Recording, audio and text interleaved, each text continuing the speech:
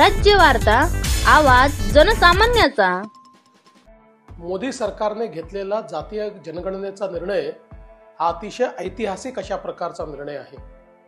भारतामध्ये 1931 नंतर पहिल्यांदा जातीय जनगणना होते आहे।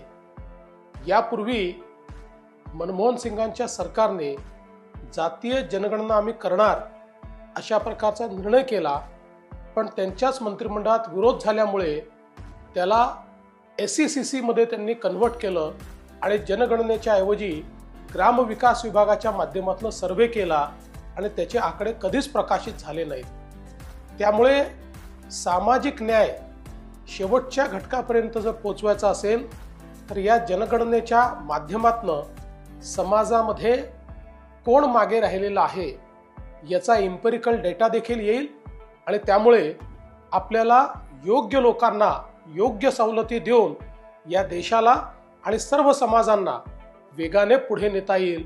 या दृष्टीनं हा अतिशय ऐतिहासिक निर्णय आहे। खरं म्हणजे काँग्रेस पार्टीने गेले अनेक वर्ष अशा प्रकारची मागणी होत असताना कधीही ती मान्य केली नाही। ते केवळ याच्यावर राजकारण करत राहिले, पण मोदीजींनी याला मान्यता दिल्यामुळे देशामध्ये सामाजिक न्यायाचं नवीन पर्व हे माननीय मोदीजींच्या नेतृत्वात सुरू झालं आहे असं या ठिकाणी मी म्हणेन आणि माननीय मोदीजींचे मी मनापासून आभार मानेन।